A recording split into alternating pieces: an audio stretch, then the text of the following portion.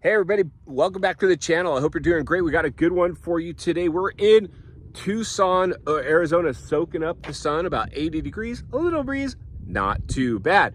Now this is a national park. The good news is the government's back to work.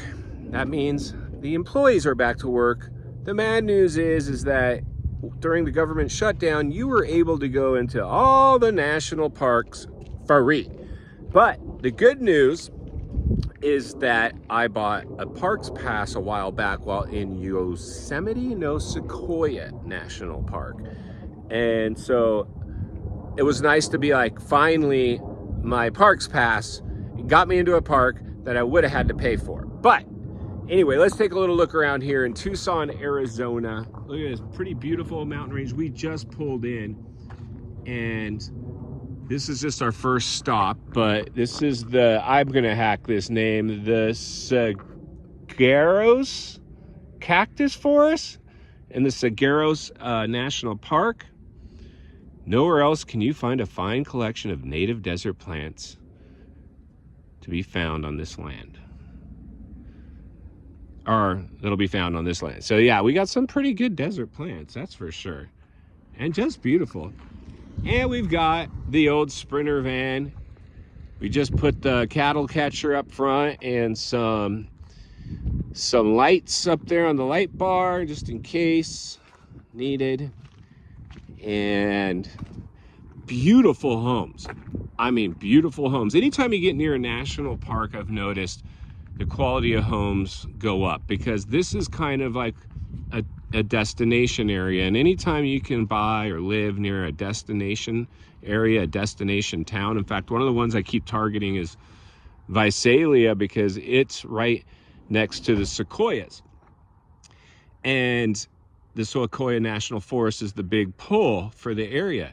And Visalia's homes are still in the threes, well within the national median home price average, and their downtown is very cute, very clean, and very nice. And so for me, I'm kind of scouting out areas to get out of very expensive, overtaxationed Southern California. And maybe with the, Sprinter van, even if I lived somewhere like this where it can get a little bit extreme heats, it's hard to beat the climate of Southern California, of course. But if you can have a Sprinter van or a camper where you're doing the whole snowbird type of life, then it would probably make more sense. But let's go ahead and go over here and look at Tucson, Arizona down below this basin. I'm going to take a drive. It's a loop, about a 9-mile loop. From here, we're going to push off probably into Texas next.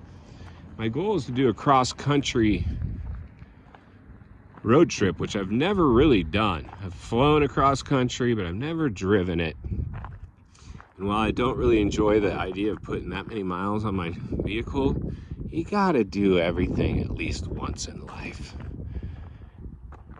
Like my brother says, he goes, buying the camper or the van or the motorcycle or the car is really just the down payment. Maintenance is something that you're gonna have to deal with. So it's not, I may as well use the thing. I don't want to have, that's the one thing, if you buy a recreational vehicle, which is a lot of people right now bought during the crisis with their extra money, used it, and then it went into the driveway, and you're seeing a lot of people now trying to sell out from all their overheads. So you want to keep your overheads low. I would say if you can't afford to buy 5 of them all cash, you probably shouldn't buy one.